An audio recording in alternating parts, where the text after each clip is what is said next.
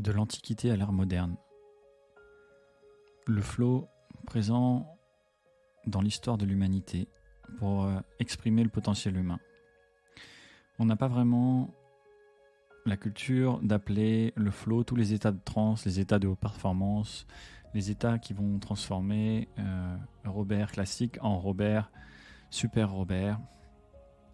Mais quand on étudie un petit peu de plus près ces différents états, ces différentes versions de nous-mêmes, ces différents potentiels, bien on se rend compte que les facteurs, les sensations, l'environnement va souvent être le même et peut être identifié. C'est ce qu'a fait la psychologie phénoménologiste et Mihaly Csikszentmihalyi pour proposer un modèle de compréhension du flow, un état de conscience hors norme, hors du commun, mais connu de tous. Alors d'abord, il faut savoir que le flow est très proche de la transe. La transe qui veut dire sortir de soi. Dans notre société, le mot transe peut bloquer énormément de personnes, énormément de mental, et moi le premier. Je ne m'imaginais pas être un spécialiste de la transe encore il y a quelques années. Mais il faut vraiment savoir que la transe est simplement un des états de conscience qu'on peut vivre dans la journée. Évidemment, on associe ça à des transes chamaniques, à des transes, des états de conscience où on perd complètement le contrôle, on laisse le contrôle à quelque chose d'autre. Et ça peut faire peur, ça peut être lié à un dogme, à une culture spécifique. Et ça l'est effectivement dans la plupart des cultures, voire toutes les cultures. Évidemment, je ne les connais pas toutes, mais j'en ai étudié un grand nombre. Et dans ce podcast, c'est d'ailleurs l'idée d'aller vous apporter la valeur de l'expérience des personnages qui ont fait l'expérience directe de ces états de transe et du flow. Et qui l'ont appelé d'une manière peut-être différente, qui l'ont peut-être d'ailleurs pas du tout appelé, qui l'ont juste vécu. Et la plupart du temps, ça va être le cas. Et c'est pour ça que la science du flow a été vraiment très très importante pour moi. Elle a permis de mettre en commun, de reconnecter le sportif, de reconnecter l'étudiant en STAPS, de reconnecter l'enfant qui a été éduqué dans cette société occidentale avec la personne qui a rencontré le yoga, qui a rencontré la méditation, qui a découvert qu'on était beaucoup plus vaste que ce corps physique et que ce mental. Et surtout qui a pu observer le pouvoir de la collaboration entre ces visions pour une humanité en harmonie et pour que chacun puisse exprimer son potentiel, que chacun puisse vivre le flow, quel que soit son domaine, et qu'on ait un point commun de base ensemble pour pouvoir communiquer et surtout pour créer le flow ensemble. Parce qu'ensemble, le flow est démultiplié.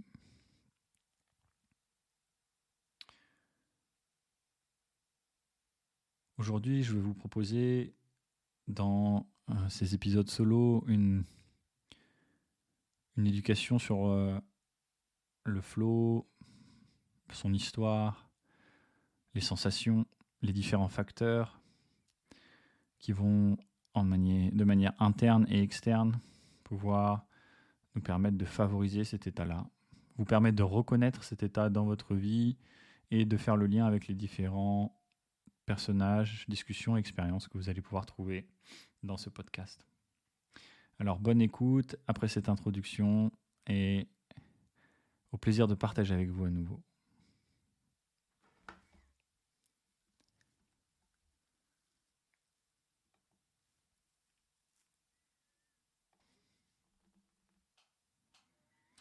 Le flow,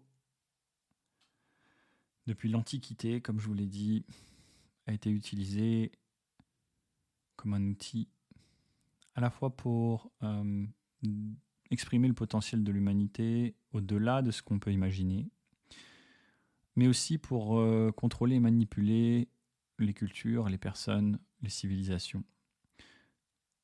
d'une manière qu'on ne jugera pas aujourd'hui, mais qui pourrait paraître positive ou négative selon les orientations et les intentions de cette société.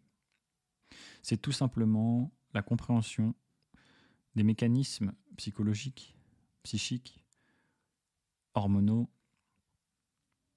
tous les mécanismes biologiques du cerveau, du système nerveux, des hormones, qui vont permettre d'exprimer le potentiel humain en deux polarités vraiment très simples à comprendre. L'excitation, un métabolisme haut, donc le méta-haut, et le repos, la régénération, avec un métabolisme bas, le méta-bas. Donc ce sont juste des abréviations pour... et puis des mots pour nous mettre d'accord et communiquer pour comprendre très simplement ces états de conscience. Alors, il a été utilisé notamment dans le chamanisme, mais aussi dans...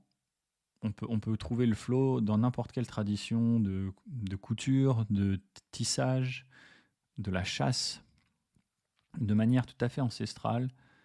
Les activités de la vie, du quotidien,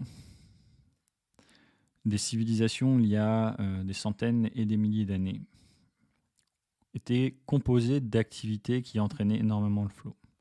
Un des exemples dans le livre de Mihaly Csikszentmihalyi sur le flow, un des livres sur le flow, c'est justement le tissage. Et une famille qui tisse ensemble dans la même maison et qui a créé, composé une vie autour de ça et une maîtrise autour de ça et aussi une possibilité de vendre effectivement le résultat de ça, mais qui déclare, tous les membres de la famille, les enfants et les adultes déclarent que c'est avant tout le plaisir de faire l'activité qui les anime et qui leur permet de vivre une vie d'une grande qualité. Parce que le flow, c'est avant tout l'étude de la qualité de vie, la qualité de l'expérience de vie. Et le flow en français, la traduction la plus commune, pas littérale justement, c'est l'expérience optimale. Et c'est ce qu'aujourd'hui on a beaucoup perdu, ce mode de vie, ce quotidien fait constitué d'activités qui nous apportent du plaisir et qui ont du sens seulement par le fait de les faire. Et qui vont comme infuser en nous un état qui va nous permettre d'avoir beaucoup plus de perspectives, de joie de vivre, de sérénité dans toutes les autres activités de notre journée. Et c'est l'objet de tout ce que j'ai pu mettre en place dans ma vie dans les 10 dernières années. C'est l'objet de ce que vous avez mis en place peut-être instinctivement dans votre vie depuis les 10, voire les 20, voire plus dernières années. Certaines personnes ont une certitude dès le plus jeune âge que c'est dans cette activité, dans cet art, dans ce sport, qu'ils vont dédier toute leur attention, leur énergie et leur temps. Jusqu'à créer même un mode de vie autour. Une activité professionnelle. Et c'est là qu'on se rend compte que le flow est lié à la passion, à la maîtrise et au plaisir de faire, pas seulement dans le plaisir, mais aussi dans le plaisir de se confronter à ce qu'on ne connaît pas, au défi,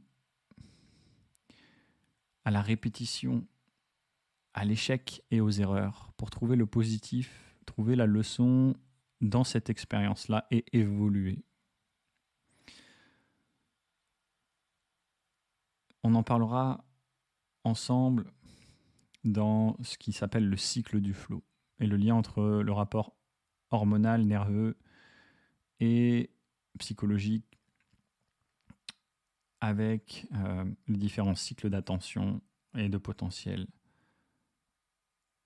qui commencent toujours par cette résilience, cette tension, cet effort produit, et qui va, comme après avoir passé une journée à l'extérieur, dans une activité qui a du sens, peut-être dans le froid, dans une activité qui nous fait plaisir, peut-être en montagne, on rentre à l'intérieur, au chaud, et on a cette sensation de profonde détente, de sérénité, comme si on avait gagné sa journée.